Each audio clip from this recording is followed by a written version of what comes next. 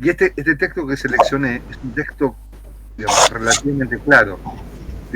Las investigaciones lógicas son realmente laberínticas, son muy, muy complejas. Pero bueno, la filosofía tiene eso, ¿no? Es difícil, la filosofía es difícil. Bien, ¿arrancamos, les parece? Sí, vale. Bueno, hago una brevísima síntesis de la última clase y seguimos. ¿Se acuerdan que la última clase habíamos comenzado con Husserl? Tratamos a Husserl dentro del tema general de la materia y del seminario, que es el problema de la trascendencia, ¿no? Es el problema del conocimiento, cómo alcanzar una realidad que es trascendente o exterior a la esfera de la inmanencia o de la conciencia. En las primeras tres clases vimos la posición de lo que yo llamé teorías causales del conocimiento, que básicamente son las teorías de la modernidad. Entonces están Descartes, está en los empiristas, y después comenzamos a ver lo que se llaman teorías no causales de la conciencia, para ponerle un término negativo. El que comienza con la exposición de una teoría no causal de la conciencia fue Kant, en la crítica de la razón pura. ¿En qué aspecto de la filosofía de Kant? Bueno, lo que le llama el planteo trascendental. ¿Se acuerdan que hemos visto un pasaje de el prólogo a la segunda edición de la crítica de la razón pura, donde Kant, haciendo un repaso de los logros de las distintas ciencias, cuando llega a la física, hace una descripción de cuál es la gran ventaja de la física frente a la física, que inventaron un método nuevo. Ese método consiste no en instruirse por las cosas, sino obligar a la naturaleza a ingresar a un espacio de interrogación donde la naturaleza está necesitada o obligada a responder los interrogantes que le plantea esta serie. Profesor, disculpe, no se escuchó bien. Usted dijo recién ¿frente a qué? ¿De la física frente a qué? ¿A la filosofía? Metafísica. Gracias. Frente a la metafísica. Justo no se escuchó bien, disculpe. No hay problema. Entonces, les decía que el método trascendental consiste en establecer un espacio de juego donde se invita a la naturaleza a participar de un juego que ella no constituye, sino que lo establece la subjetividad humana.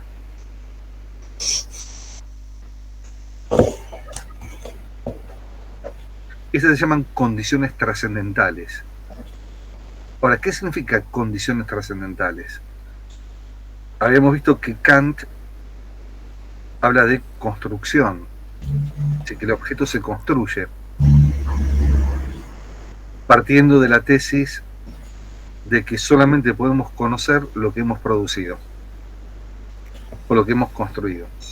Ahora, esta metáfora de la construcción tiene que ser aclarada, ¿no? Porque uno puede pensar que construir el objeto significa fabricarlo, ¿no? En el sentido causal del término. La construcción no tiene el sentido de la fabricación,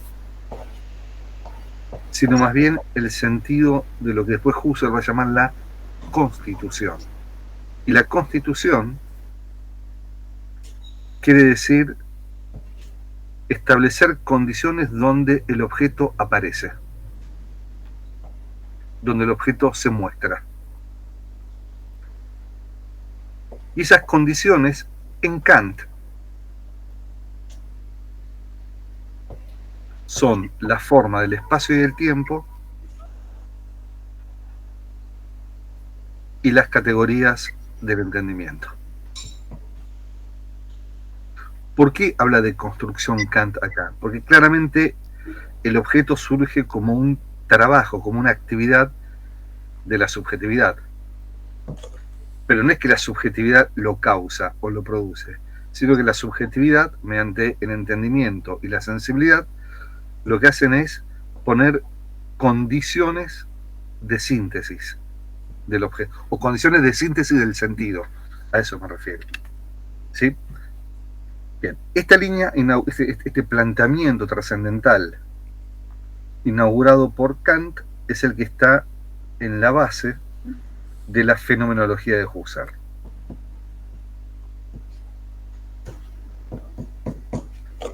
La vez pasada yo comencé a exponer algunos temas de las investigaciones lógicas. ¿Por qué? Porque las investigaciones lógicas significan, si el propio Husserl lo decía de esta manera, significaban la irrupción de la fenomenología.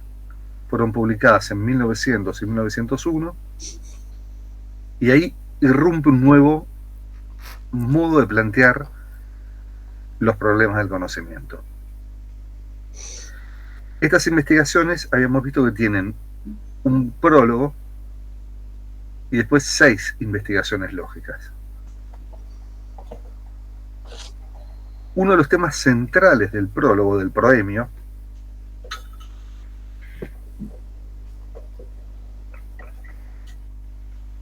es lo que llama Husserl la refutación del psicologismo.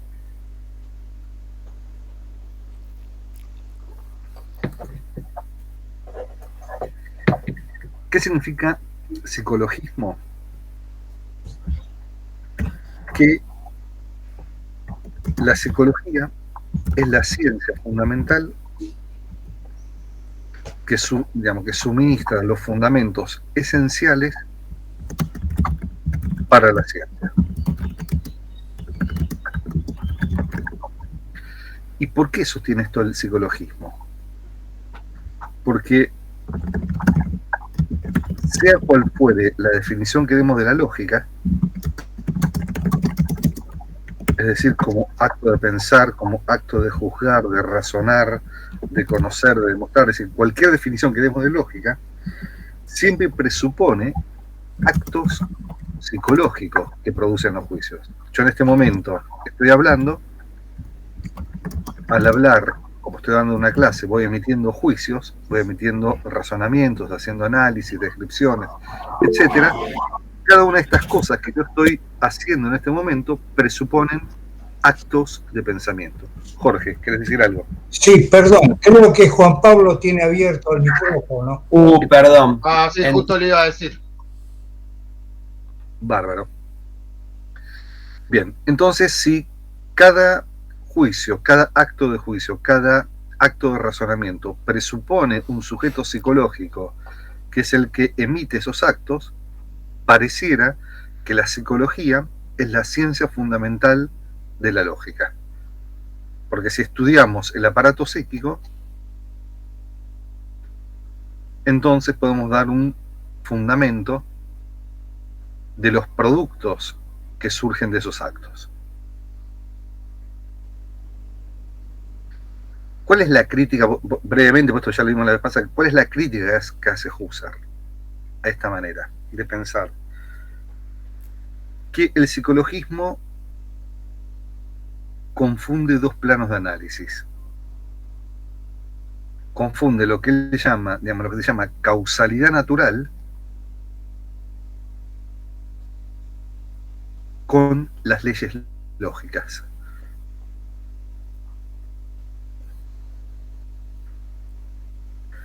¿Y cómo demuestra que el plano de la causalidad natural es independiente de las leyes lógicas? Mediante el análisis de un ejemplo, que es un ejemplo antiguo de lo que es una protocomputadora, que es una máquina de cálculo. Yo lo voy a ayornar aplicándolo a la computación. Si ustedes hacen un cálculo matemático con la calculadora que les da los programas de computación, para que esa calculadora opere es necesario toda una serie de procesos electrónicos. Los ingenieros en sistemas y los ingenieros electrónicos son los que conocen perfectamente, sobre todo los ingenieros electrónicos, cuáles son los procesos físicos que hacen posible que la máquina funcione. Ahora, que 7 más 5 sea igual a 12 no depende de las leyes físicas que hacen funcionar la computadora. Si la validez de la suma depende de leyes matemáticas y no de leyes físicas, a pesar de que nosotros necesitamos la física para poder hacer la suma, si no, no funciona, digamos, la computadora. Entonces, lo que demuestra claramente ahí Husserl es que la lógica y la matemática tienen una legalidad, tienen una, digamos, un sistema, digamos así, un sistema de leyes que presupone las leyes naturales, pero que no están fundamentadas en las leyes naturales. Yo la vez pasada les puse un ejemplo, digamos, que estaba teniendo en cuenta obviamente esto, pero que estaba, digamos, que estaba sacado del juego de ajedrez, ¿se acuerdan? ¿No? Digamos, cuando uno juega al ajedrez con la computadora, claramente uno presupone toda la física electrónica, pero las leyes del ajedrez no son las leyes de la física. Las leyes del ajedrez tienen una autonomía, digamos, radicalmente distinta de la física. Si no, el mejor jugador, digamos, si las leyes del ajedrez dependieran de las leyes físicas electrónicas, los mejores jugadores de ajedrez, ¿quiénes serían? Los ingenieros electrónicos. Y en realidad no es así. Los mejores jugadores de ajedrez son aquellos que conocen a la perfección el juego, claramente, ¿sí? Y pueden desconocer absolutamente todo el proceso de constitución de una computadora o incluso ignorar totalmente cuáles son las leyes electrónicas. Bien. ¿Cuál es el resultado de esta crítica al psicologismo? Bueno, es necesario dar una fundamentación a la ciencia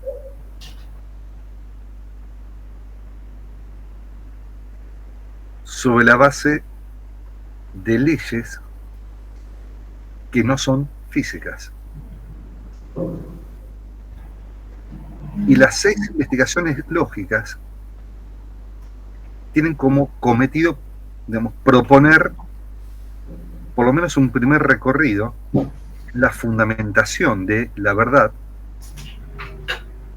sin apelar al dispositivo anatómico del hombre o a la constitución biológica del hombre.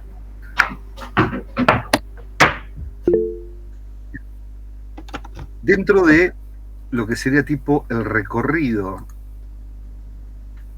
de las 6 investigaciones lógicas, nosotros vamos a ver solamente 3 mojones. Eduardo, ¿querés decir algo? Sí. Vos en un principio no habías incluido las investigaciones lógicas y creo que las incluiste a pedido, a solicitud de algún... A pedido de Pablo. Sí, a pedido de Pablo. Sí. Ahora estamos viendo cosas que están en las investigaciones lógicas que vos dijiste que eran más complejas, o sea que las tenemos que ver para contestar razonablemente. No necesariamente, digamos, si ustedes toman buenos apuntes de la clase pueden, digamos, responderlo. Claro. Ahora, si quieren dar una respuesta más detallada, pueden ir a la primera investigación lógica, a la quinta investigación lógica y al tema del conocimiento en la sexta investigación lógica. Pero bueno, yo simplemente les digo lo siguiente. Hay una diferencia notable entre la idea de la fenomenología y las investigaciones lógicas. Las investigaciones es un tratado maravilloso, es un tratado sumamente original y complejo, pero muy difícil de leer, comprender y orientarse en la cantidad de autores que está, digamos, exponiendo y criticando Husserl. Una de las dificultades más grandes que tiene, o tiene 2 dificultades. La primera, que sería tipo la polifonía. Hay momentos donde no se sabe si está exponiendo un autor o lo está criticando. Sí, es bastante difícil entender los puntos de vista. Y otro que es típico de él y de muchos autores alemanes, que no tiene un estilo brillante, ¿no? Cuando ustedes leen a Foucault es es un gran escritor de filosofía. No tiene un estilo que te cautiva, igual que Sartre, ¿no? Sartre es otro gran escritor de la filosofía. Husserl, Habermas, Hegel, ni te digo Hegel, ni Kant. Ricardo. Claro, pero Ricardo es fácil de leer. ¿Sí? Sí. Es un autor que es, digamos, muy didáctico. Husserl no es didáctico y no tiene un estilo brillante, entonces, bueno, hay que pasar por el trago amargo del estilo para ingresar al hermoso corazón que tiene Husserl en su cabeza. Aparte es anterior a la idea de la fenomenología. Las investigaciones lógicas lo hizo años anterior. Es una producción claro, 1901 es cuando irrumpe el pensamiento fenomenológico, claro, pero se consolida a partir de la idea de la fenomenología, que es 1907. Claro. Gracias. Jorge, ¿querías decir algo? Estás muteado. Ahí está. Sí, no, yo quisiera añadir sobre este tema a Henri Bergson, que también trató esta cuestión a partir de un libro que es el ensayo sobre los datos inmediatos de la conciencia. Claro, claro. Y acá está explicado muy claramente. Claro. Lo que pasa es que Bergson es un gran escritor. Sí, sí, un gran escritor. Un escritor que vos lo lees y te seduce, ¿no? Digamos, Bergson, Husserl y Heidegger fueron contemporáneos. Y Bergson y Husserl tienen temas en común. Lo que pasa es que hay una diferencia fundamental entre uno y otro. Bergson es un autor, digamos, que lo podemos llamar que está dentro de la tradición empirista, ¿no? Reivindica, digamos, una concepción empírica de la conciencia muy basada en el conocimiento científico de su época, por un gran lector de la ciencia de su época. Husserl es un autor que está más en la tradición kantiana, que desconfía, digamos, no por sospechas de mucho, sino tiene argumentos para decirlo, de que la ciencia pueda servir de fundamentación para una teoría de la conciencia, ¿no? Entonces, el punto de vista que le va a garantizar un acceso no empírico a la conciencia es el punto de vista trascendental. Entonces, esa es la gran diferencia que hay entre Bergson y Husserl. Pero bueno, Bergson es un magnífico escritor, magnífico. Husserl no tenía esa ¿cómo se llama? Esa habilidad. Además hay otro tema muy específico de la escritura de Husserl. Husserl es un obsesivo, está todo el día trabajando. Y gran parte de los manuscritos están hechos con un método de estenografía adaptado a su propio pensamiento. Entonces los manuscritos no son textos redactados por él, sino que son anotaciones estenográficas de que después discípulos de Husserl que conocían el método de toma de notas lograron volcarlo en una textualidad. Entonces, mira. Sí, y dejó 44.000 manuscritos, ¿no? Es una capacidad de... Profesor, disculpe, antes de que me olvide, mencionó que es de 1907, ¿no? La idea de la fenomenología. Sí. En algunos lugares aparece como que es de 1913, es un error eso. No, 1913 es la idea, digamos, es espera, un cachito que lo tengo acá.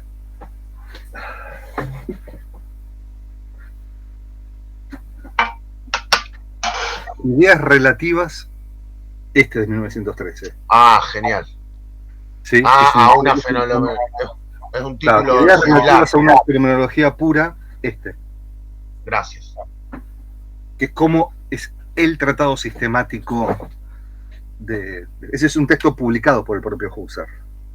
Entonces, Husserl tiene, desde el punto de vista de la composición de sus obras, un montón de dificultades que, digamos, hacen que uno cuando se siente a leer Husserl tiene que tener el firme propósito de estudiarlo. Vencer la resistencia del estilo, vencer la resistencia de la polifonía, y en un momento se hace la luz. Fíjense que es uno de los autores más digamos, no solamente prolíficos, sino que tuvo muchísima recepción en el siglo XX, ¿no? Digamos, se formó a autores de primerísimo nivel, tanto en Alemania como en Francia, España, Italia. Es decir, por eso vale la pena, ¿no? Vale la pena hacer este esfuerzo. Bien, entonces estábamos que una vez que Husserl hace una refutación del psicologismo, comienza una tarea muy larga, muy lenta y muy compleja de fundamentación de la ciencia. Y esta tarea compleja comienza en la investigación lógica primera con una reflexión sobre el lenguaje, que fue la que comenzamos a ver en la última clase. Yo les decía la vez pasada que cuando uno mira la totalidad de esta primera investigación, toda la argumentación se dirige a justificar que existen significados ideales. ¿Qué significa un significado ideal? Es un significado que tiene una estructura invariante y que por lo tanto no depende de la situación de comunicación.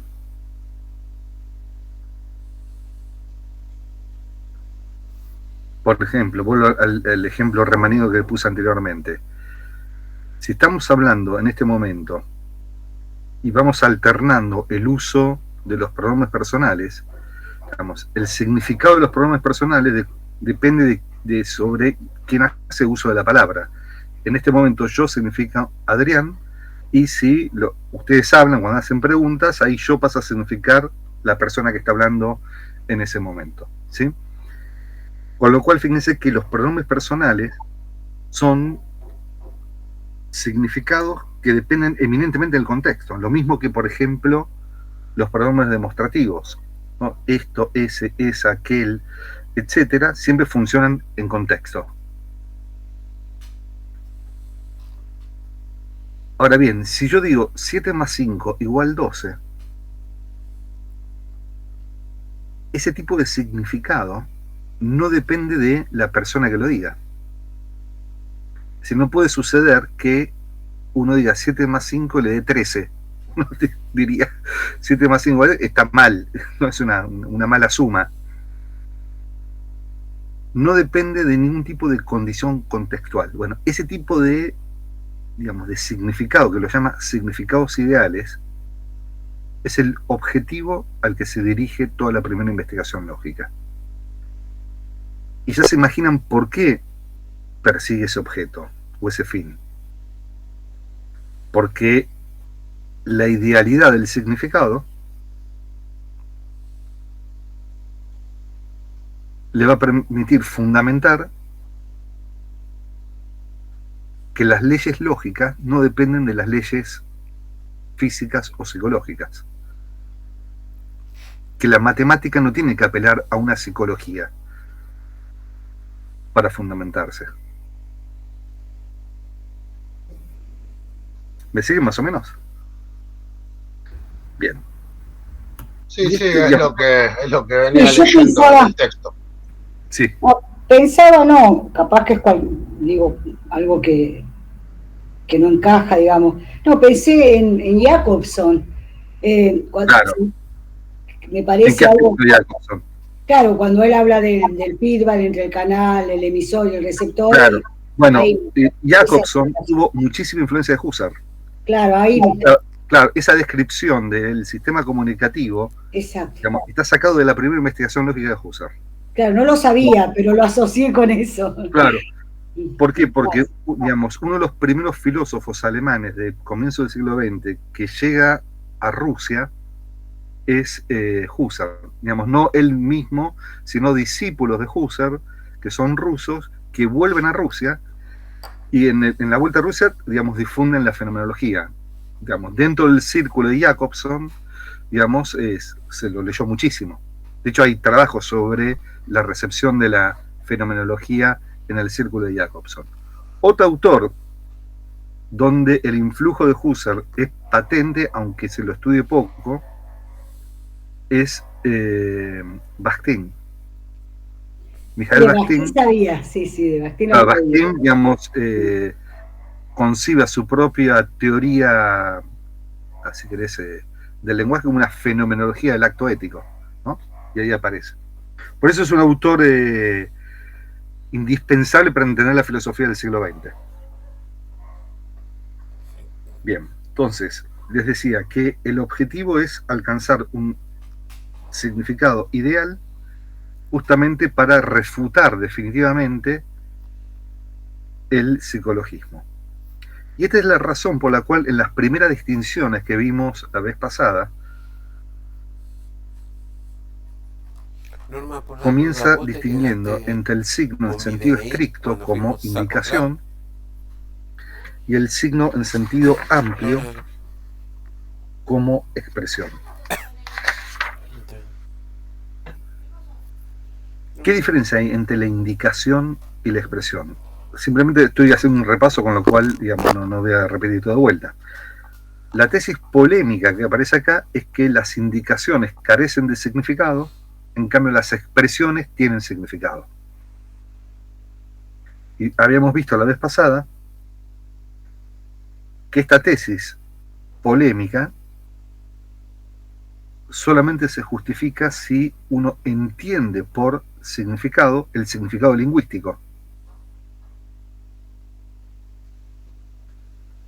Las indicaciones o los ejemplos de indicaciones que pone Husserl dependen siempre del contexto. O dicho en la propia terminología de Husserl, dependen de la relación de motivación. ¿Esto qué significa? Que cuando yo veo un estigma en el cuerpo de una persona, ese estigma es indicio de esclavitud. Ahora, para que alguien conecte el estigma con la esclavitud, es necesario un conocimiento contextual. ¿Sí? Bien, creo que esto fue lo último. Y lo último que hemos visto, que digamos, dentro de este modelo lingüístico del significado, Husserl deja de lado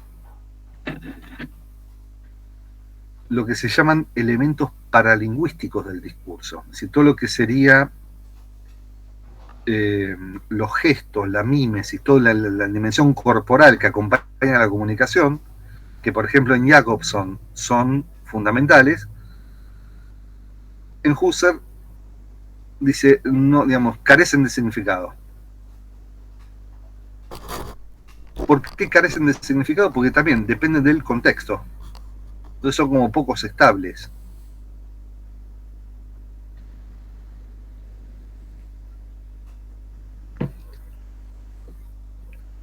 Bien, creo que esto fue lo último que vimos. ¿Tienen alguna duda, pregunta, queja, comentario? Yo una pregunta. Me quedé pensando, ¿no?, con esto del significado, la significación. Por ejemplo, y en Barthes sería la iconografía de la imagen, para tomarlo, ¿no?, desde este punto de vista de Husserl. A ver, ¿en qué sentido? A ver, por ejemplo, esto del contexto, ¿no? A ver, ¿qué escribí? Claro. ¿Se entiende? Sí. Que si lo pensamos dentro del contexto, la parte de del signo desde el lado de la indicación, en Barthes estaría en base al icono, al signo de la imagen, no estaría por fuera de contexto. ¿Digo bien? Bien. ¿Te referís a la cámara lúcida de Barthes? Claro, por ejemplo. Bien, sí. Está bien. Bien, en la cámara lúcida, Barthes, viste que analiza una foto, que es la foto de la madre. Sí. ¿No? Y lo que se pregunta ahí, bueno, ¿cuál es el estatuto semiótico de la imagen? Utiliza una expresión de neto corte husserliano. Dice, el referente de la foto es el noema de la foto. Esa frase, ese concepto es de Husserl. ¿No? ¿Esto qué significa? Que la imagen presupone siempre una conciencia, acá sería tipo un espectador, que es el que instituye ese noema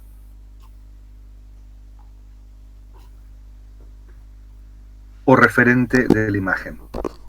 Ahora, hasta donde yo recuerdo, pues son lecturas que hice hace muchísimos años, tendría que volverlo a leer con detalle, es si ese noema de la imagen tiene, digamos, estabilidad o no, es decir, si es una especie de estructura invariante o no. La impresión que me da a mí es que no, por lo siguiente, porque en ese mismo texto Roland Barthes distingue entre el studium y punctum, ¿no? Que son dos conceptos metodológicos. Dice, bueno, cuando uno se quiere analizar una foto, y bueno, ¿cómo comienza ese análisis? Dice, bueno, uno se acerca a la foto, ese es el studium, pero lo que motiva el análisis es el punto, y el punto es medio imprevisible, pues aquello que a vos te llama la atención y que funciona como una especie de tipo de látigo que te golpea en vos mismo y desencadena un análisis, ¿no? Entonces ese punto es bastante contextual, arbitrario, ¿no? Sí, pero hablaba de la consistencia, que ese punto no es consistente en el texto. Claro. Ahora, lo que es interesante de ese texto es que, por ejemplo, por eso me gusta mucho ese texto, es que es un análisis estrictamente fenomenológico de la imagen, que se contrapone, por ejemplo, a otro autor francés que es Jean-Marie Schaeffer, que escribió un libro que se llama La imagen precaria. Y cuando Schaeffer quiere explicar el estatuto semiótico de la imagen, digamos, de la imagen, dice que la imagen es una impresión fotónica. Bueno, esa es una explicación causal, ¿no? Lo que hace la imagen es, por ejemplo, son libros viejos, ¿no? De los 80, donde no estaba la ¿cómo se llama? La fotografía digital, ¿no? Pero el principio es más o menos lo mismo, digamos. ¿Qué significa? Cuando vos sacás una foto, la luz causa en un material sensible una impresión de modo tal que lo que vos querés fotografiar quede registrado físicamente en un material.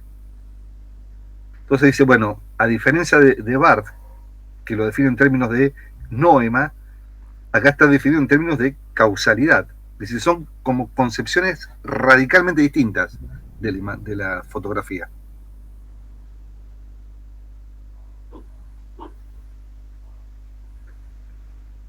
Buenísimo. Bien. Vuelvo sobre... no, solo ¿cómo es el título del libro de Barthes? La imagen... La imagen precaria. No, el de Barthes es la cámara lúcida. La cámara lúcida. La cámara lúcida. La cámara lúcida. Está publicado en Paidós, creo. Perdón, ¿lúcida o lúdica? Lúcida. Es lúdica. Lúcida. Lúcida. Lúcida. Gracias. Es un librazo. Sí, es un tremendo libro. Bien, vamos entonces ahora a los componentes de la expresión.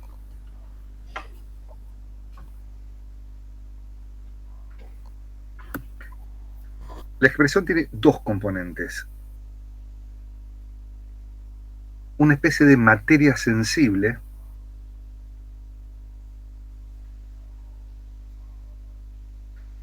que está constituida por la articulación del sonido o los signos escritos en el papel,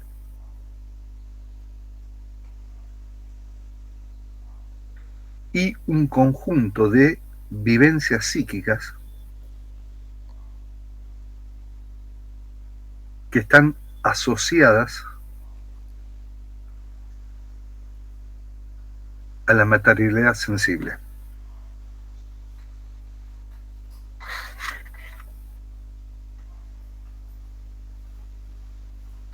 Estas vivencias psíquicas son las que transforman a esa materia sensible en expresión de algo.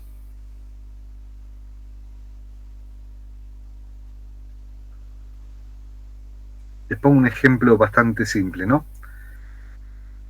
Si vamos a comprar al supermercado chino de la vuelta de casa algo, ¿no? Y en la caja, la cajera china habla con su empleado chino en chino, digamos, la experiencia que tenemos nosotros es simplemente de una pura materia sensible. Si escuchamos sonidos, no sabemos de qué están hablando.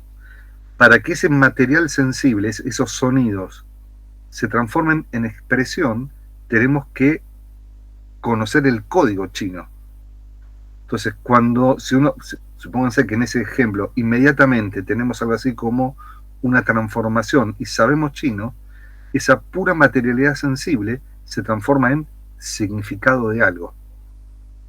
¿Sí? Fíjense que nosotros como hablantes de español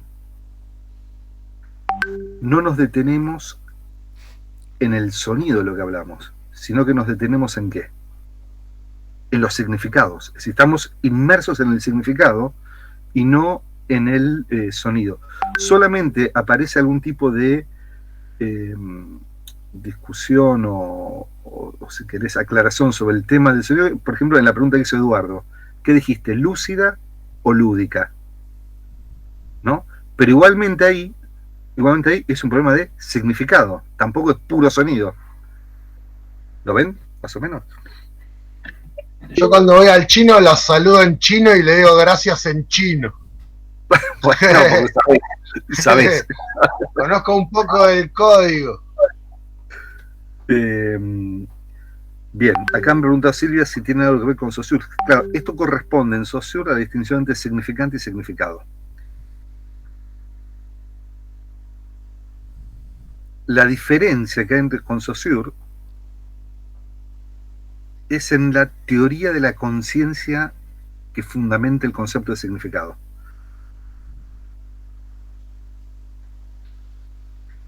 Y es el fundamento de la semiótica. Obviamente, si la semiótica tiene, por lo menos la semiótica de tradición europea, ¿no? Porque está la semiótica persiana que tiene otra cosa. Claro, Peirce Sí, y claro. Saussure. Sí, sí. Claro. Y Claudio. Ahí. ¿Querés preguntar algo, Claudio? Está muteado. Sí, se muteó de vuelta, eso es medio raro esta computadora. No, estaba pensando justo en Saussure, significante, significado, pero faltaría algo, porque el significante es el soporte material y las oposiciones, pero tiene que ver con las oposiciones diferenciales, digamos, ¿no? Claro, la teoría, digamos así, de la oposición en el plano del significante y del significado no está en Husserl, ¿no? Eso es propio de la teoría de Saussure. Lo que sí está en Husserl es esta distinción entre un plano significante que lo llama, digamos, el material sensible y el plano del significado. Ahora, Husserl no habla de significado, porque se acuerdan que la definición de Saussure, el significado es una imagen mental. ¿Sí? Husserl dice, asociado al material sensible hay una serie de vivencias psíquicas. Y esa es la palabra central. La palabra vivencia, se las pongo acá. Gracias. En alemán es esta, Erlebnis, que viene del verbo erleben, que tiene como raíz leben, que significa vivir. Es interesante la metáfora que hay acá. Digamos, la idea es que el psiquismo tiene una serie de actos que vivifican el material sensible. Lo transforman de una sustancia, esto lo digo yo, ¿no? Digamos, muerta a una sustancia viva. Esa vivificación significa que le confieren significado.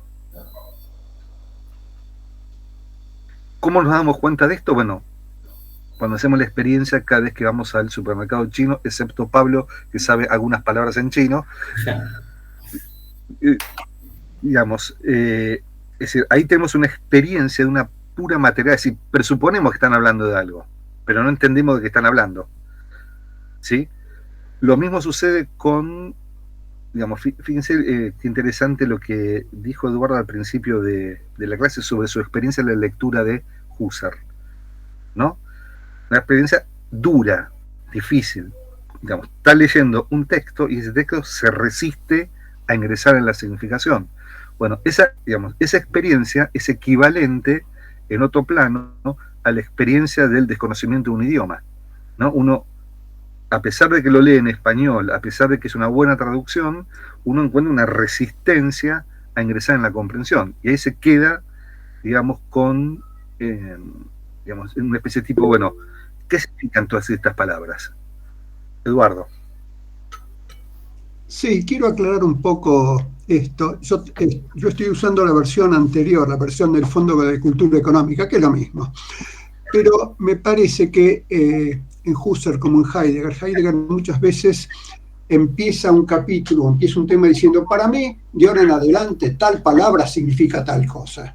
Entonces, si uno presta atención a eso, es más fácil seguirlo. Lo que pasa es que uno eso lo pasa por encima y después aparece otra vez esa expresión y dice, ¿y este de qué está hablando?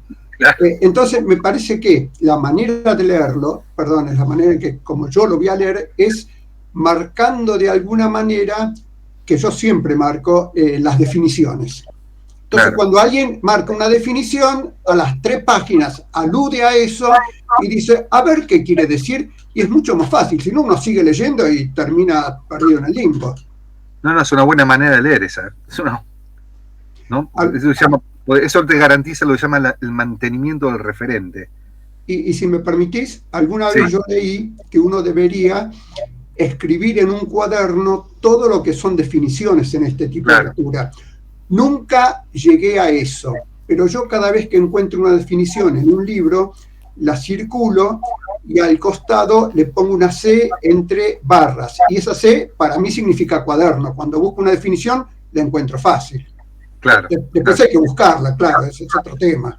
Pero... No, y de alguna manera me meto en la conversación, digo, hace lo que postula porque está actualizando el código en su propio desarrollo, digamos, diciendo, bueno, en este pacto que te estoy proponiendo, esto significa esto y tenés que seguir en ese sentido, si no nos pasaría lo que acabas de explicar vos con el chino.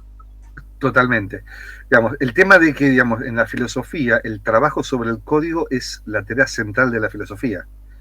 Si los grandes filósofos se diferencian de los divulgadores en que permanentemente crean vocabulario, ¿no? Por ejemplo, le acaban de dar el premio Asturias a Byung-Chul Han, ¿no? Byung-Chul Han, digamos, es muy famoso, tiene un gran mérito como divulgador, pero en realidad los conceptos que difunde no son conceptos de él, sino que los toma de otros autores, digamos, hace una propia interpretación y lo divulga.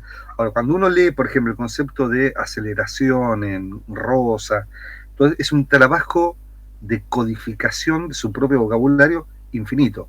En Kant, en Heidegger, en Husserl, en Marx, en Hegel, ese trabajo es un trabajo de orfebrería, ¿no? Por eso es tan complicada la filosofía. En Spinoza se nota. Cualquiera. Digamos, yo puse esto que son los que se me vino a sí, pero cualquier filósofo es así, espinoso. Claro, digamos, trabajan sobre el vocabulario. ¿Sí? Bien.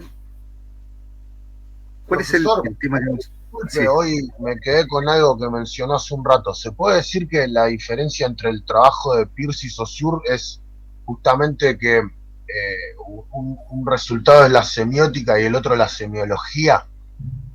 Sí, esa es la diferencia nominal, ¿no? Bien. Diferencia nominal.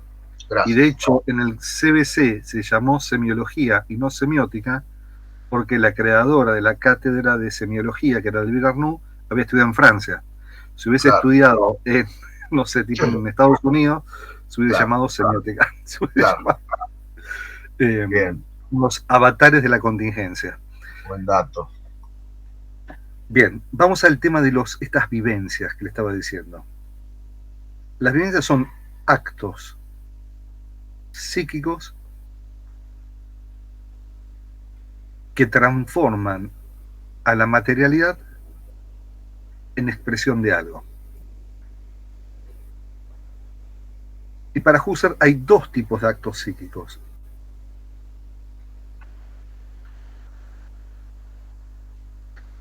Actos de dar significado y actos de cumplimiento del significado.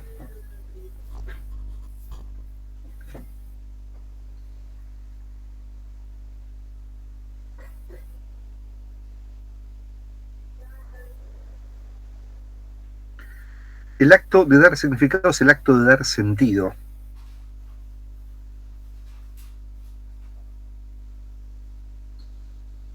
Es el que transforma, por ejemplo, a los sonidos de la palabra perro en español como expresión del significado perro.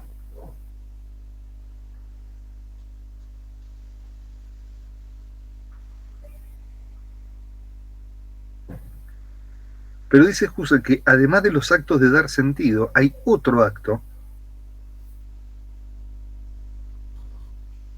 que es el acto de cumplimiento. La palabra cumplimiento tiene el sentido, el término en alemán es erfüllen. Erfüllen, que viene de fühlen, significa llenar algo, ¿no? Es como que el significado está vacío y necesitamos de un acto que llene ese vacío significativo con un contenido intuitivo, perceptivo o imaginativo.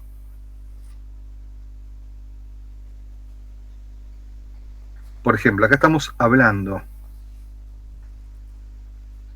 sobre Husserl y sobre su filosofía. Todo, digamos, el 98% de lo que estamos conversando se mueve en el plano del significado. No tenemos que tener a Husserl acá presente, ya está muerto, ¿no?, para poder hablar de él, ¿sí? Pero si habláramos, por ejemplo, del campus de la Universidad de Lanús, podemos hablar en términos de significado y describir, digamos, cómo son las aulas, los pabellones, etcétera. Pero podemos ir en un momento a la Universidad de Lanús y esos significados vacíos se llenan de significado perceptivo o intuitivo.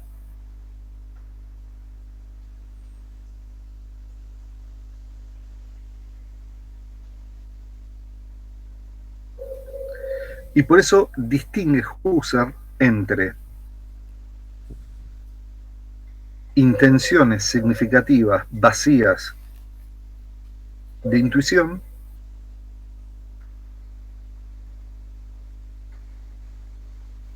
es decir, vacías de contenido perceptivo o intuitivo, e intenciones significativas realizadas en la intuición.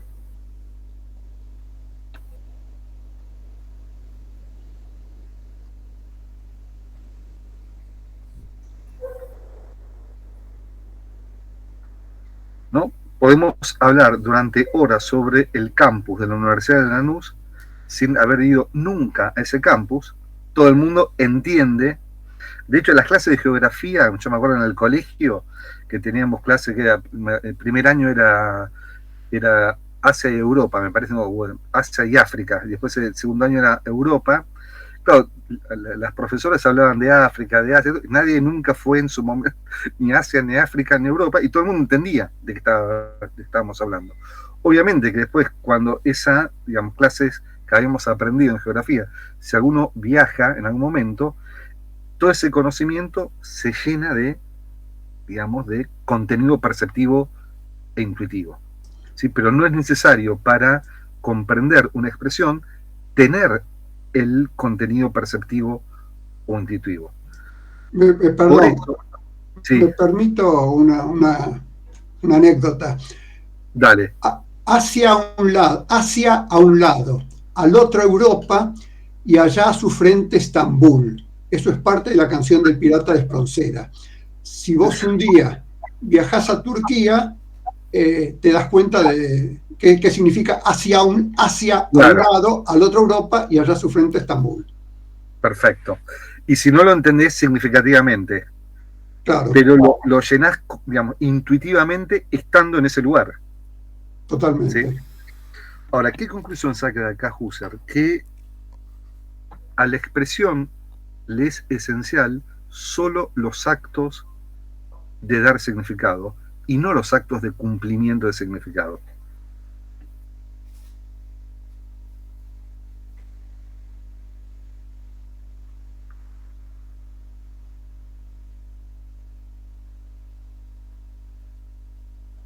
Los actos de cumplimiento de significado son contingentes. Pueden estar o no.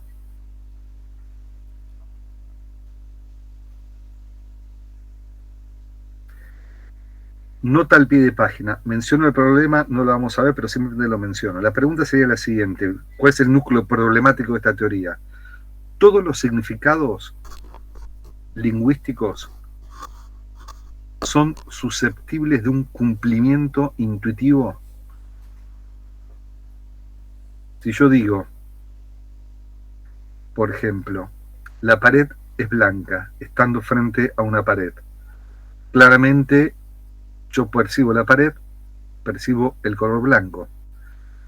Pero ¿qué pasa? En la proposición, la pared es blanca, hay otros dos componentes que son esenciales, como por ejemplo el artículo determinado femenino y el verbo copulativo, que no tienen base perceptiva, ¿no? Digamos, yo, digamos, él no lo veo, mucho menos que sea femenina la pared. Y tampoco puedo ver y percibir el verbo copulativo. Entonces la pregunta es, ¿qué estatuto tienen estas partes de la significación o de la expresión que son significativas, pero que no tienen un contenido intuitivo? Y acá digo solamente lo último para no demorarme mucho en esto.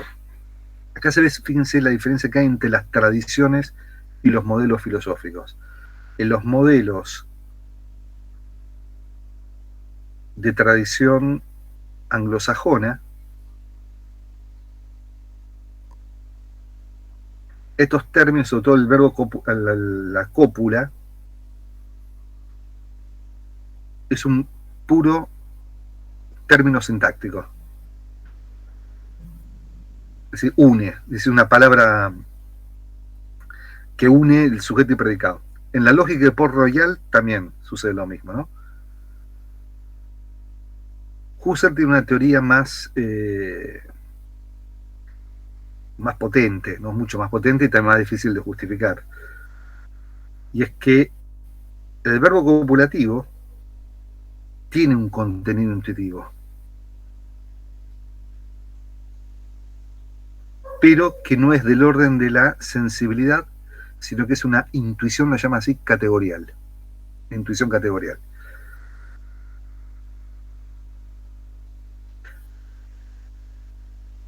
Este concepto de intuición categorial es antikantiano, totalmente antikantiano. En Kant no hay intuición categorial. Si las categorías son juicios, ¿no? Entonces no son del orden de la intuición. Husserl acá es otro tipo de filósofo. Digamos, la mente es capaz de descubrir una estructura inteligible en el objeto montada sobre la sensibilidad. Vanina, ¿querías decir algo? Sí, no, si podías repetir lo del verbo copulativo, que me perdí y me pareció interesante. Que el verbo copulativo en Husserl, digamos, describe una estructura inteligible del objeto que está montado sobre la percepción, sobre el contenido intuitivo. Y eso lo llama intuición categorial.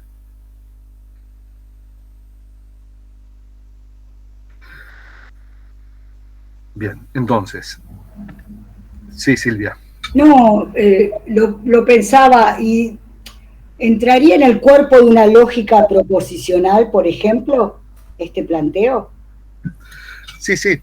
Lo que pasa es que, digamos, sería el fundamento ontológico de la lógica proposicional, ¿no? Okay. Fíjate, en la lógica proposicional, cuando vos, digamos, decís, por ejemplo, la pared es blanca. La pared, claro, por eso vos decís, vos lo formulás, digamos, en términos, acá es medio difícil porque no tengo una tabla, pero vos, la fórmula, la estructura formal sería así: existe un X, de modo tal que ese X tiene una propiedad F, ser pared, y una propiedad ser blanca. Exacto. Ahora, ahí digamos, el verbo ser aparece como conjunción. Y aparece con el cuantificador existencial. ¿Sí? Digamos, te dice dos cosas. Cuantificador, existe el cuantificador, digamos, existe el cuantificador existencial, ¿no? Y después la cópula te indica la unión de dos predicados en el cuantificador. Ahora, lo que no está expresado ahí, que es la tesis potente de Husserl, es que cuando vos decís la pared es blanca, el es describe una estructura inteligible del objeto.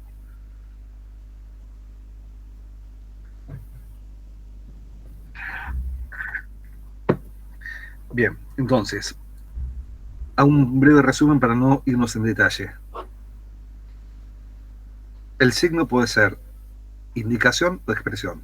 La diferencia que hay entre indicación y expresión es que la indicación carece de significado, la expresión tiene significado. La expresión tiene dos componentes, uno físico, material, y asociado a ese elemento físico hay dos actos psíquicos que lo llama vivencias. La palabra vivencia tiene este sentido metafórico de que el acto hace vivir la materialidad bruta. Y de los dos actos hay uno que es esencial, que es el acto de dar significado, y hay otro que no es esencial, que es el acto de cumplimiento de significado. El acto de cumplimiento de significado lo que le agrega a la significación es un contenido intuitivo que puede ser perceptivo o imaginativo, ¿no? Es en este marco donde Husserl trata el problema del significado ideal.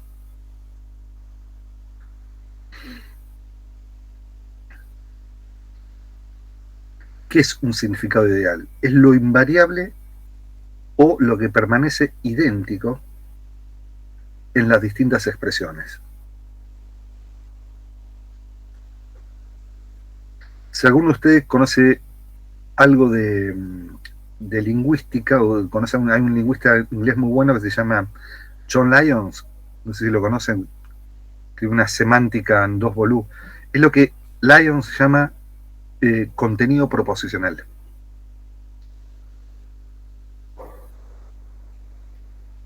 ¿No? Yo puedo decir, por ejemplo, tengo dos expresiones. Puedo decir, como una manzana, o la manzana es comida por mí. Desde el punto de vista gramatical son dos oraciones distintas, una en voz activa y otra en voz pasiva. Desde el punto de vista del contenido proposicional es exactamente lo mismo. Y eso es lo que se llama el contenido proposicional.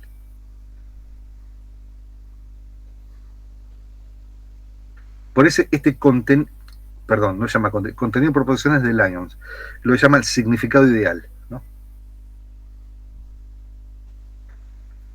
Este contenido objetivo se puede formular mediante una proposición.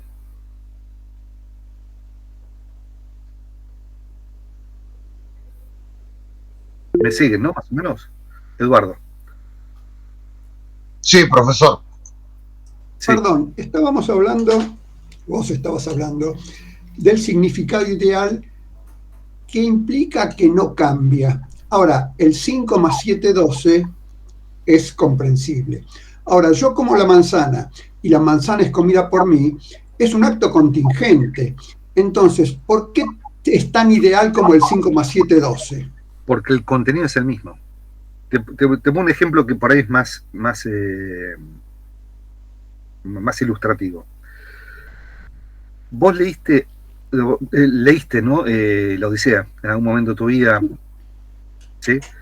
Bueno, vos podés leer, digamos, la Odisea en griego, podés leer la Odisea en español, podés leer la Odisea en inglés, francés, turco, lo que fuere. Siempre en la Odisea Ulises vuelve a Ítaca. ¿Existe alguna versión donde, es decir, en algún idioma donde Ulises no vuelva a Ítaca? Supongo que no. No, si hubiera un caso así, ya tenés otro texto, ¿no? Ahí tenés una versión, una transformación, una interpretación. Pero la estructura, digamos, si querés, del contenido semántico mínimo de la Odisea es Ulises vuelve a Ítaca. Y eso es invariante, sea que lo haya leído, digamos, una persona en el siglo XIX, en el siglo XX, o en la Edad Media, o cuando fuere, ¿sí? Y eso hace que sea, digamos, tenga una estructura de tipo ideal. Gracias. Esto no es lo mismo que la traducción, ¿no? La traducción admite, obviamente, variaciones, ¿no? Porque los idiomas no son sistemas totalmente equivalentes, ¿no? ¿Lo ves más? Eduardo, buscá Ulises 31 en YouTube y en esa versión de la historia creo que no vuelve. No, perdón. Pero llegar a 34, en la 34 vuelve. No, pero Ulises 31 es un dibujito, es como Ulises, pero del futuro. Es un dibujito de los 80, míralo después. Gracias. Quien hace un tratamiento, profesor, de esto, no me acuerdo el nombre del libro, es Bárbara Kazan, hace un tratamiento en la traducción de estas cuestiones. Claro. Y cita también a Husserl. Claro, es decir, digamos, la traducción es claramente sensible al contexto y a los idiomas. Pero en el análisis de lo que se llaman programas narrativos, ahí hay casi identidad, ¿viste? Bien, digo algo más sobre el tema del contenido que me parece importante para conectarlo con el primer autor que comenzamos a ver hace ya tiempo, que es Rickert. ¿Se acuerdan la teoría de Rickert? Heinrich Rickert, ¿no? ¿Qué dice Husserl? Dice: la validez del contenido objetivo del significado ideal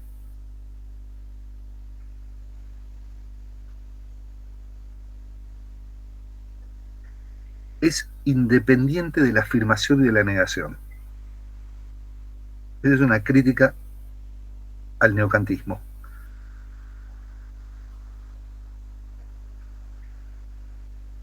Es decir, para que 7 más 5 sea igual a 12, no es necesario afirmarlo o negarlo, que sea la quintesencia del neocantismo. Para Husserl vale en sí mismo.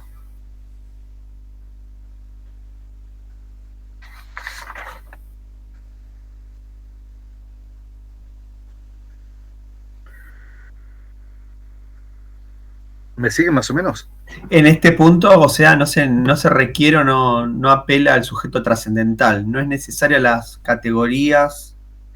No es necesario emitir un juicio. No es necesario emitir un juicio. El sujeto aparece, porque vos fíjate que está diciendo que el significado depende de actos psíquicos, con lo cual hay un sujeto ahí. Pero no es necesaria la afirmación o la negación, que esa es la tesis central del neocantismo. Vos en el neocantismo, como todos discípulos de Kant, necesitas emitir un juicio. Acá no. ¿Lo ves, Juan Pablo? Sí, perfecto. Bien. Damos un paso más. Esta caracterización del significado ideal le permite a Husserl distinguir entre dos tipos de expresiones. Expresiones objetivas y expresiones subjetivas u ocasionales.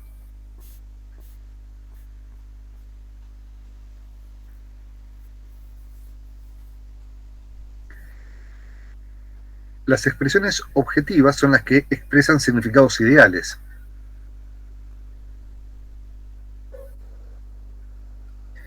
Y corresponden a todas las expresiones teoréticas, a los principios y demostraciones de las ciencias abstractas.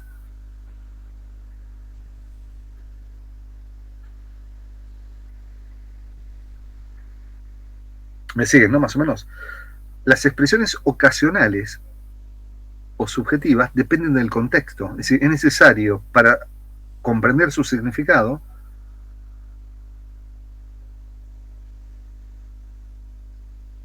mirar la situación del discurso. Por ejemplo, acá pero coloca... ¿qué también se entiende por ideal? ¿Cómo? Pero también, ¿qué se entiende como por significado ideal fuera del contexto? Claro, ideal significa, digamos, que es una estructura invariante. Invariante. Okay. Es invariante, que la expresás en una proposición y que no es sensible al contexto. Si vos, por ejemplo, decís Silvia en tu casa, 7 más 5 igual 12, Pablo en su casa, que está en otro lugar, dice 7 más 5 igual 12, y así todo uno lo que estamos acá, cada vez que sumamos, decimos 7 más 5 igual 12. Eso es invariante. ¿Sí? Eso es invariante, dicen. Okay. Y si alguno, digamos, intenta polemizar con vos y te dice, no, 7 más 5 igual 13, y dice, bueno, lo excluís de la situación de comunicación, ¿no? Porque decir, bueno, es decir, en realidad esa proposición es puramente objetiva, no depende que, digamos, ni de las condiciones socioeconómicas, ni de las convicciones personales de cada uno, ni del humor que tenga uno en ese momento, digamos, es totalmente objetiva. Fíjate que Husserl traslada, obviamente los ejemplos que pone, Husserl tenía formación matemática. En Alemania, sabiamente, no se puede estudiar solo filosofía, sino que en vez se estudian 2 carreras. ¿Por qué? Porque te da más opciones de trabajo. Entonces uno puede estudiar filosofía y, qué sé yo, tipo teoría literaria, filosofía y antropología. Husserl estudió filosofía y matemática. Tiene una gran base de conocimiento matemático de la época. Entonces, estas expresiones objetivas prácticamente las pone en el plano de las ciencias lógicas y matemáticas, porque casi no hay discusión. Imagínate discutir sobre cuál es el contenido ideal de la palabra democracia. Entramos en una argumentación compleja, ¿no? Compleja. Y en esa subjetividad es en el contexto que uno lo percibe. Claro. Ahora, los ejemplos que pone Husserl de significados ocasionales son los pronombres personales y los demostrativos, que claramente funcionan en contexto. Si yo digo esto, aquel, lo que fuera, tenemos que mirar de qué estamos hablando, ¿no? Clásica situación cotidiana en la familiar, digamos, estás en la cocina y otro está en la habitación y dice, che, pasame esto. Dice, ¿de qué me estás hablando? ¿No? Digamos, tenés que compartir el mismo espacio perceptivo para identificar de qué estás hablando. ¿O no viste la cosa?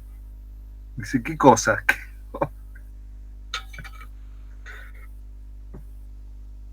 Una de Tangalanga. Tangalanga juega un montón con esto, sí. Qué grande. Para sumar un dato de color, en la música 5+5 en la cuestión de los intervalos da 9. ¿En serio? A ver, sí. ¿Por qué? No, es medio difícil de explicar, pero si vos sumás una quinta más otra quinta te da una novena, siempre. Ah. Creo que es un tema de unidad y punto de inicio para contar. El problema está claro, por ahí. Claro. Bueno, bien. Y los contadores... Qué bueno, gracias Martín, qué bueno. Los contadores 7 más 5, la respuesta es cuánto quiere que dé. Yo soy bachiller contable. Si lo pensamos en la subjetividad, desde el psicoanálisis lacaniano, también podemos, dentro de un analizante lo podemos pensar así también, claro. Como el analizante percibe, ¿no? Claro, en el psicoanálisis ingresa, digamos, claramente el problema de la subjetividad. Exacto. Claro. Bien, ahora, esta tesis que parece bastante simple, o por lo menos bastante fácil, Husserl la complejiza. ¿Por qué? Esto está basado en un principio fundamental de su filosofía. Recuerden que Husserl es un autor con formación matemática que reivindica la posición de Descartes y por lo tanto es un autor que tiene una altísima estima a la racionalidad. Es decir, cree en el poder de la razón para poder objetivar todo. Es la antítesis de Nietzsche, es la antítesis de, también de Heidegger o de los post-nietzscheanos, de esa tradición. Es un autor que fuertemente tiene una posición robusta frente a la racionalidad. Y sobre la base de esta idea de que la razón... Perdón, discúlpame. Sí. Y esa fuerte raíz en la razón, ¿es por su formación matemática? O sea, ¿hay una unión entre esas dos cosas? Y yo creo que sí, yo creo que tiene una unión, digamos, son varias cosas. Es, uno, su formación matemática, ¿no? Esa formación matemática hace que vea la estructura universal ideal digamos, como algo que se puede fundamentar.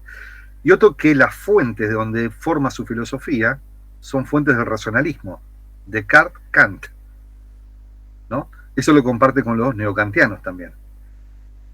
Y está, digamos, si bien desde otra perspectiva totalmente distinta, digamos, en la filosofía de la segunda mitad del siglo XX, esa creencia, esa concepción de la razón continúa, por ejemplo, en la tradición de la ética del discurso, ¿no? De Habermas. Son autores que la razón es el tema de la filosofía.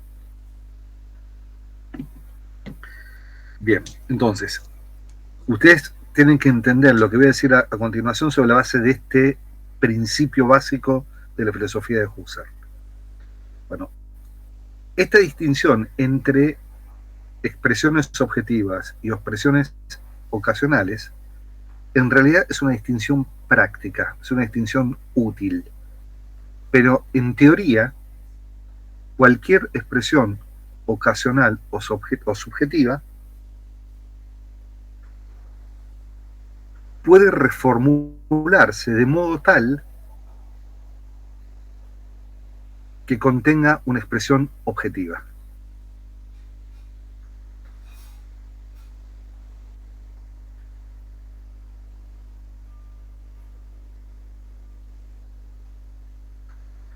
Es decir, esto, digamos, tiene interés, por ejemplo, en la discusión contemporánea en lingüística sobre si los pronombres personales y los pronombres demostrativos significan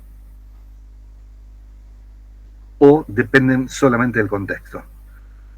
Benveniste, el lingüista suizo, dice que significan en contexto. Husserl dice no, tienen significado ideal.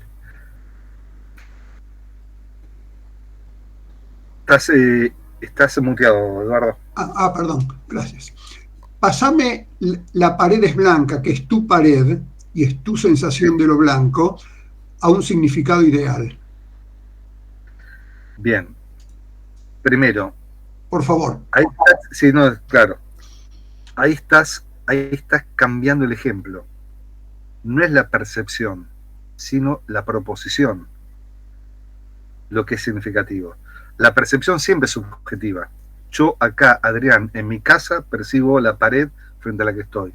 Vos, Eduardo, en tu casa tenés otra pared distinta y tu, digamos, percepción es distinta. Ahora, la proposición, la pared blanca, es una proposición cuyo significado tiene una estructura objetiva, de modo tal que podemos hablar y comunicarnos entre vos y yo y entendernos. Pero la cuestión más difícil es el tema de los pronombres, ¿no? Fíjate, el pronombre personal yo, cuando vos hablas significa Eduardo, cuando yo hablo significa Adrián.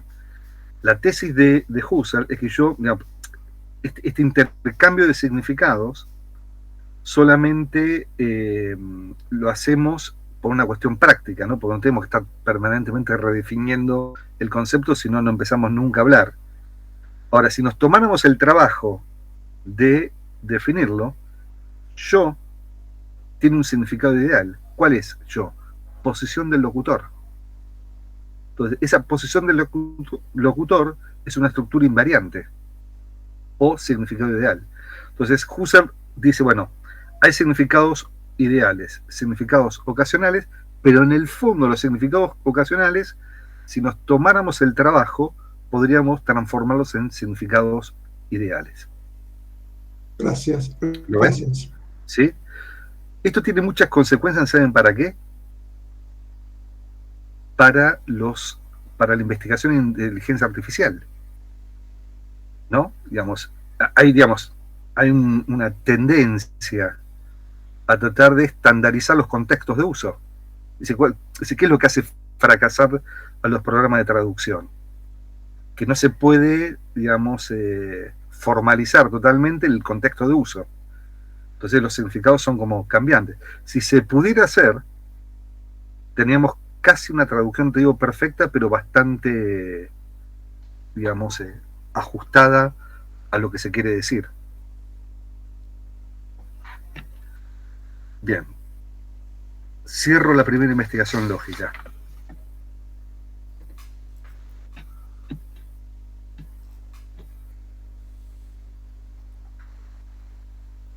Las versiones que mandó profesor son excelentes, las ediciones. Sí, es la única que hay, la única edición, que es la de traducción de Gauss. Ajá. Y García Morente. Muy bueno. Bien, cierro lo último. Hago todo un repaso para que veamos. Husserl comienza analizando el signo lo divide en expresión e indicación. La expresión tiene un componente material y un componente psíquico. Dentro de las expresiones distingue entre expresiones objetivas o ideales y expresiones ocasionales. Una expresión ideal es aquella cuya estructura significativa es invariante y que se la puede formular por medio de una proposición. La tesis fuerte de esta teoría es que las expresiones ocasionales, en última instancia, las podemos transformar en expresiones ideales. Yo les decía que esto se basa en un principio muy de la filosofía de Husserl, que es una confianza en que la razón puede objetivar cualquier tipo de experiencia.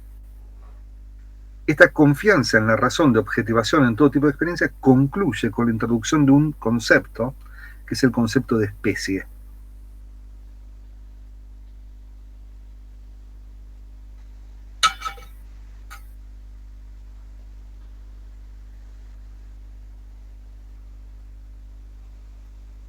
¿Especie se puede pensar por la variabilidad del objeto?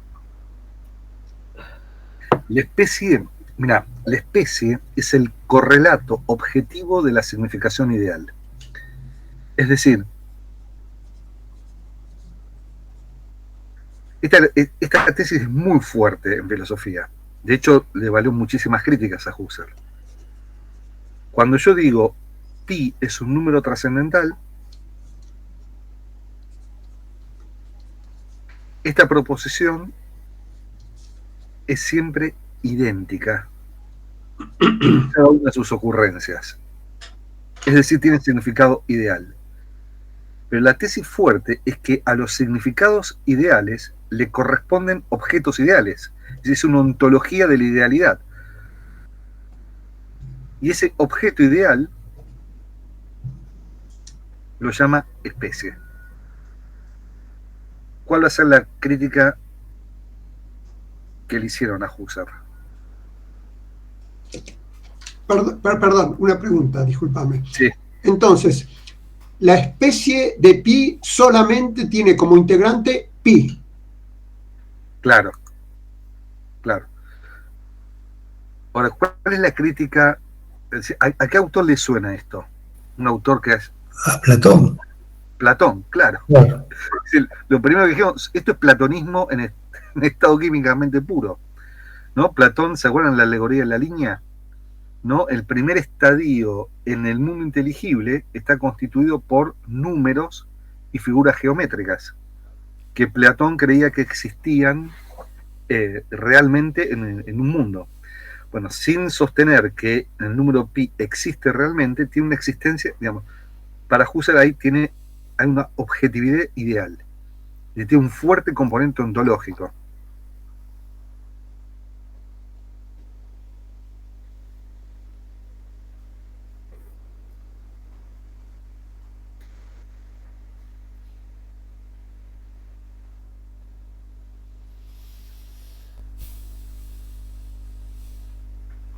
Bien, acá cerramos primera investigación lógica. Pasamos a la quinta investigación lógica.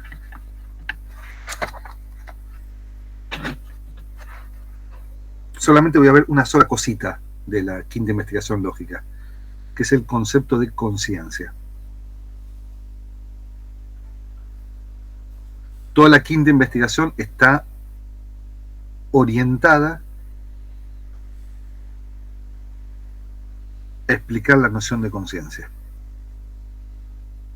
Ahora, ¿por qué? Porque acá se produce una especie de cortocircuito. ¿Cómo comienzan las investigaciones lógicas? Con una crítica al psicologismo, ¿no? Diciendo, la psicología nunca puede ser el fundamento de las ciencias formales. Explica el significado en la primera investigación lógica y aparece que acto psíquico, vivencia, ¿no? Entonces dice, pero este muchacho ¿de qué está hablando? ¿No? Quiere superar al psicologismo y para explicar el significado lingüístico digamos, introduce la conciencia. Obviamente que Husserl, digamos, se da cuenta, digamos, está hecho a propósito, ¿no? Esta especie de paradoja. Entonces, esa paradoja que aparece en la primera investigación, en la segunda y en la tercera,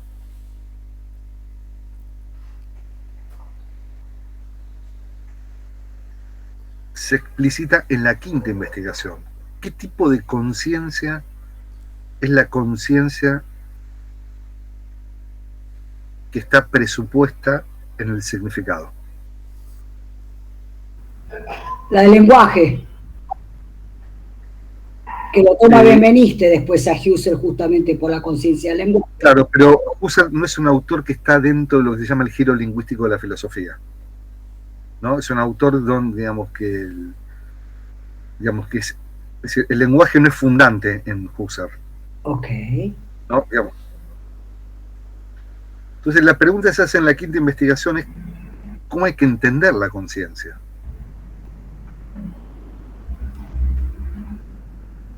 Y distingue tres conceptos de conciencia.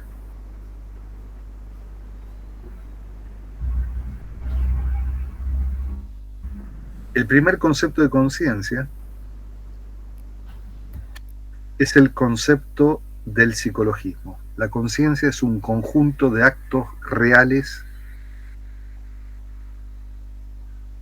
existentes. Se los pongo en un vocabulario más cercano. La conciencia es un fenómeno biológico. Hoy la versión, digamos, si quieren, contemporánea del psicologismo es la que dice la conciencia es el cerebro, ¿no? Entonces, los investigadores de la conciencia son los neurólogos, ¿no? Son los investigadores, es decir, los médicos que investigan en neurología. Acá Mauricio es neurólogo. Así que tenemos, los neurocientíficos serían. Los neurocientíficos, exactamente. Bien. Segundo concepto de conciencia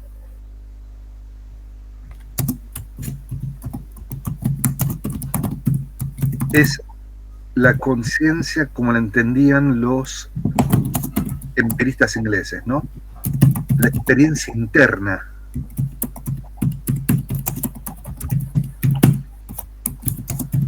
Creo que el doctor Mauricio tiene prendido el micrófono.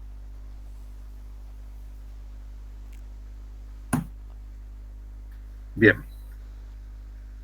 El tercer concepto de conciencia. No me quedó claro, disculpa, Adrián, el segundo, el concepto. El segundo, ¿te acordás cuando vimos Locke y Hume y Berkeley? Que Locke, claro, ¿no? Digamos, distinguía entre experiencia de sensación, que es la experiencia del mundo exterior, y la experiencia interna, de reflexión, lo que sería la experiencia de la propia actividad interna de la conciencia. Ese sería el segundo concepto de conciencia, que es empírico también, ¿no? Digamos, vos ya no percibís el mundo, sino que percibís tu propia actividad interna. Las ideas, la teoría de las ideas. Claro, las ideas es el resultado de la mente, pero es, digamos, vos tenés una experiencia de que imaginás, una experiencia de que reflexionás, tenés una experiencia de que sentís tal cosa, entonces es ese mundo interior de la experiencia. Entonces puede ser, perdón, que hay una conciencia como una bolsa, como una cosa cerrada y afuera un mundo. Bien. Eso. Bien. esos son los dos primeros sentidos de conciencia. La conciencia como una caja que tiene contenidos.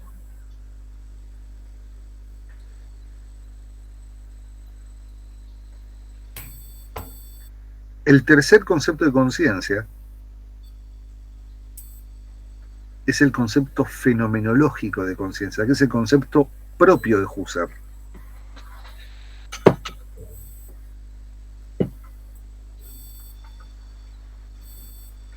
Y este concepto lo elabora a partir de una reformulación de dos tesis de su maestro, se los anoto acá,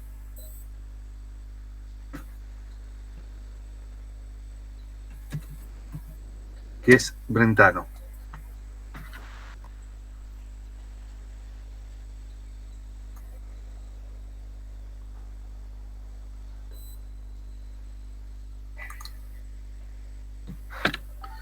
Bien, yo no voy a hacer toda la exposición, porque también es hiperanalítico el análisis. Yo voy directamente a los bifes, directa.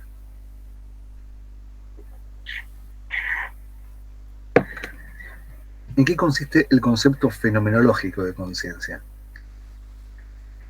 La conciencia es un conjunto de actos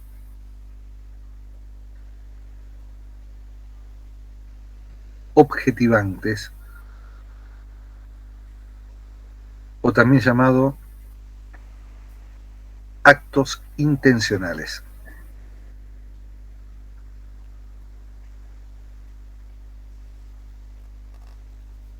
Y acá hay dos palabras que son importantes, la palabra acto y la palabra intencionalidad. Que eso es de Brentano, la intencionalidad. Claro, exactamente. Eso es el concepto de Brentano. La palabra acto no tienen que confundirla con conducta o actividad, porque esos son términos psicológicos. ¿No? Las conductas o las actividades mentales varían de individuo a individuo. El acto tiene que tomarlo como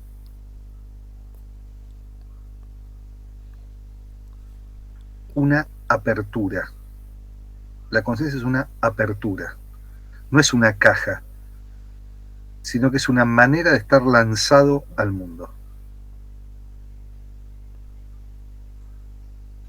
¿Se acuerdan que hace unas clases yo le puse la metáfora del espacio de juego? ¿Se acuerdan de eso, no? Digamos, quizás esa es una buena imagen para entender cómo entiende Husserl la conciencia. La conciencia es una especie de espacio de juego en el cual las cosas se hacen presentes.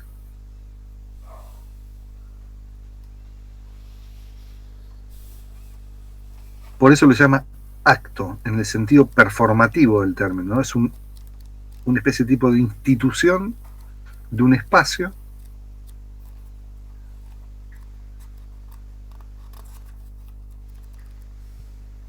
en el que se hacen presentes las cosas. Y acá el problema, el segundo problema, es qué significa que se haga presente el mundo en la conciencia. ¿Cómo están presentes las cosas en la conciencia?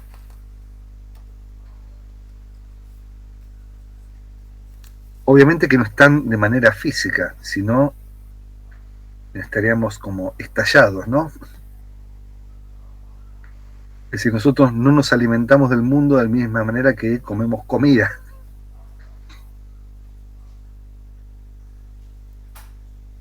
Este problema del modo como ontológicamente el mundo está en la conciencia, Brentano lo llamó así, inexistencia mental. El mundo está en la conciencia de un modo inexistente.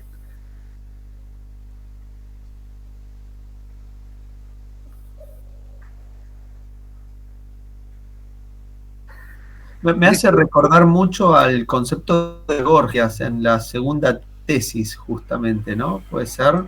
A ver, recordarla porque en este momento no la tengo presente. Cuando dice, bueno, no sé, no, tal vez no me quiero ir, no. Después Dale.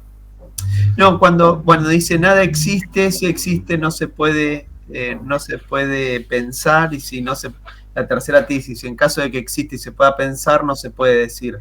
Sobre todo en la segunda tesis ubica el asunto de los contenidos de pensamiento y la existencia, y hace una relación ahí que al contenido de pensamiento no le conviene la existencia, por lo tanto la existencia a su vez después dice, claro, no le conviene el contenido de pensamiento. Dice, no por el solo hecho de pensar, dice que hay hombres, carros volando por el mar, o hombres alados, eso por el hecho de pensarlo, eso existe. Claro. Dice, ahí está el problema. La pregunta que a Husserl sería la siguiente. Cuando vos ves, por ejemplo, no sé, la pared de la habitación en la cual estás vos, y después, digamos, salís de la habitación y vas a, no sé, a la cocina, o no sé, a la tarde te vas a pasear, y recordás esa situación, ¿cómo está la pared en vos? ¿Cuál es el modo de existencia de la pared en vos? Porque claramente de algún tipo de huella queda, ¿no? Porque vos podés volver a revivir nuevamente. Obviamente te estoy poniendo una situación bastante anodina. Es muy interesante esto que traes, o lo pensaba, que es la gran diferencia, o podría esto cuando Heidegger habla en la época de la imagen del mundo, para pensar la diferencia metafísica ahí del sujeto. Acá aparece claramente, tal cual lo vas diciendo, la impresión en el sujeto es la impresión ya a través de la modernidad, ¿no? Claro.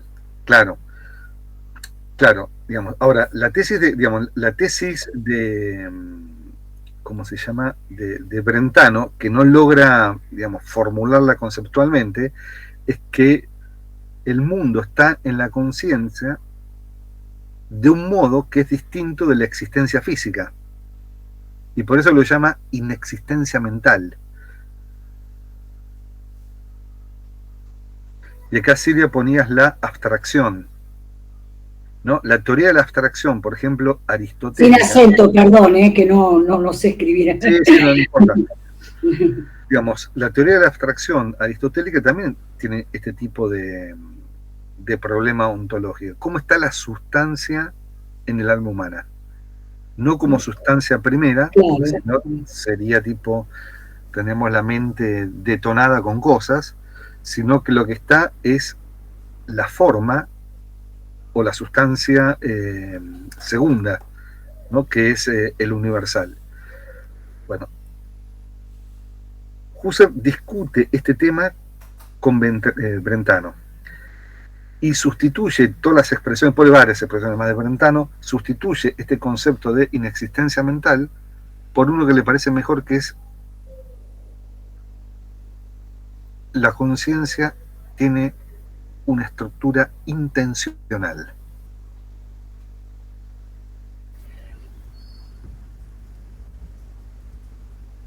Sí, la conciencia de algo, de emitir un juicio, de armar la cosa. Exactamente. Esto en español genera bastantes equívocos, porque la palabra intención en español indica propósito. Yo tengo la intención de comer un asadito mañana, significa mañana me propongo hacer un asado. La palabra intención, como lo usa Husserl, no tiene este sentido de propósito. Es un vocabulario que está tomado del mundo medieval, ¿no? De la lógica medieval. Intención significa que la conciencia es un referirse a algo distinto de ella misma. Y como decía Silvia, es así. Toda percepción es percepción de algo. Todo recuerdo es recuerdo de algo. Toda, digamos, alegría es alegría de algo. Es decir, los afectos y los actos intelectuales, si quieren llamarlo de una manera, son siempre intencionales. No recaen solo sobre el sujeto, sino que están abiertos al mundo.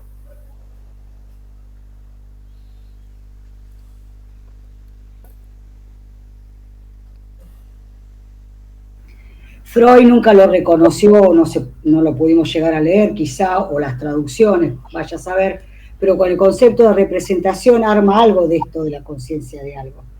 Que después, Freud tuvo también, digamos, contacto con Brentano. Claro, ¿no? Por eso. Y asistió a los cursos de psicología de Brentano, y tiene una mirada, y también hay intencionalidad. Uh-huh. Quizá la diferencia me parece con Freud es que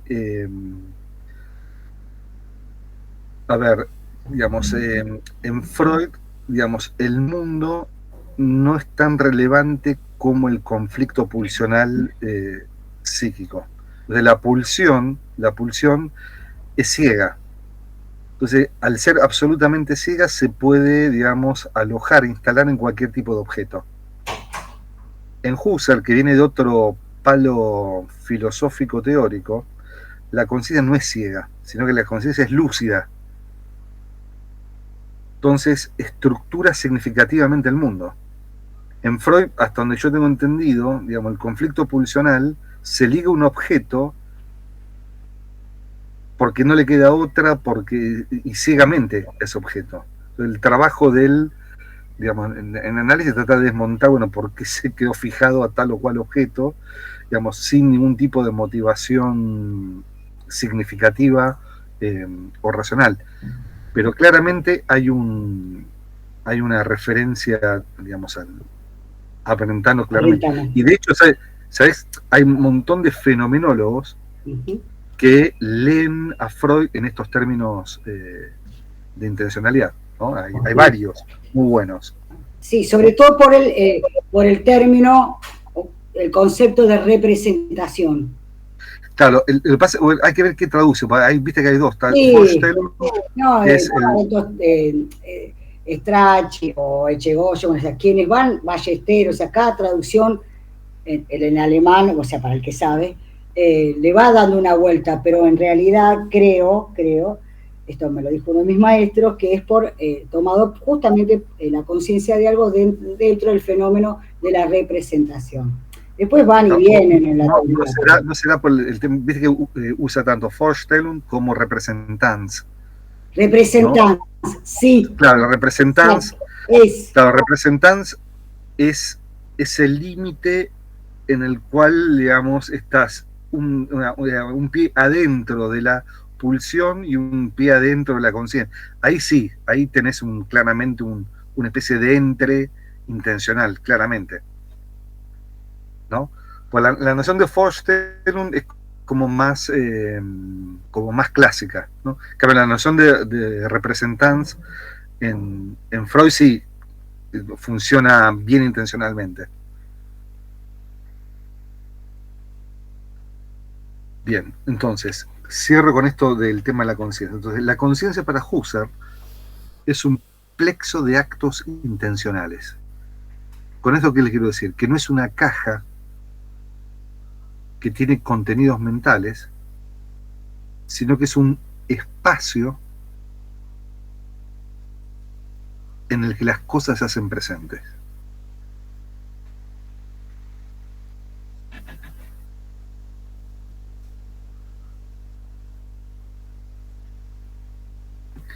Y se hacen presentes no realmente, sino en su significación.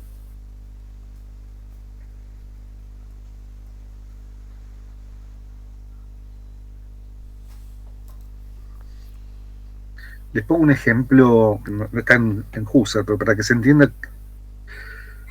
¿Conocen? En los años 2000, creo que fue 2005, 2001, no me acuerdo la fecha exacta, el secretario de Estado norteamericano, Colin Powell, tiene que dar una conferencia, una conferencia de prensa en Naciones Unidas, donde va a anunciar una guerra. Y cuando la gente que colaboraba y participaba en la preparación de la conferencia, descubren que el lugar donde iba a dar la conferencia había una exposición del Guernica de Picasso. Entonces se encontraron con una situación que era muy compleja, ¿no? Que el secretario de Estado iba a dar un discurso bélico y detrás del secretario de Estado iba a estar el Guernica, que tiene un discurso totalmente antibélico. Y eso es una especie de tipo de cortocircuito comunicativo. Entonces, ¿cómo lo solucionaron? Le pusieron un velo, ¿no? Lo taparon. Entonces, hay un teórico del arte alemán muy bueno, que es profesor en la Universidad de Berlín, que reflexiona sobre este hecho, y dice, claro, lo velan, digamos, le ponen un velo, porque el cuadro habla, el cuadro mira, el cuadro instituye una mirada. Y esa institución de la mirada tiene un sentido, a mi juicio, eminentemente fenomenológica. Es decir, la obra mira, es decir, hace presente un discurso antibélico, es decir, hace presente el bombardeo de Guernica, no en términos reales, porque ahí no está bombardeando en ese momento, sino lo que está haciendo presente en ese momento es el significado del bombardeo de los nazis en Guernica. Ese hacerse presente el bombardeo de los nazis en Guernica no es físico, sino que es significativo, y significativo bajo la modalidad del arte de Picasso. Entonces, fíjense, ahí tienen un hacerse presente no causal, sino estrictamente fenomenológico. Bueno, la conciencia es eso para Husserl. Funciona como el cuadro de Guernica de Picasso en ese contexto. Hace presente algo, no físicamente, sino significativamente.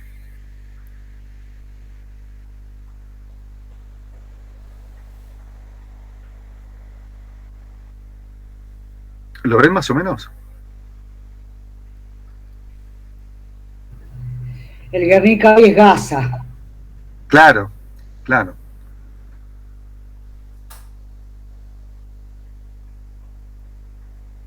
Bien. ¿Les hago una pregunta, duda, queja o comentario? Bueno, la próxima clase, que es la última, yo le voy a dedicar al tema del conocimiento en sexta investigación lógica, brevemente 20 minutos, porque vamos a ver solamente eso, y después le voy a dedicar el resto de la hora a la idea de la fenomenología. Así que yo les recomiendo, si pueden volver a leer nuevamente la idea de la fenomenología, y lean que yo les dejé en el texto, fíjense en... A ver, esperen un cachito,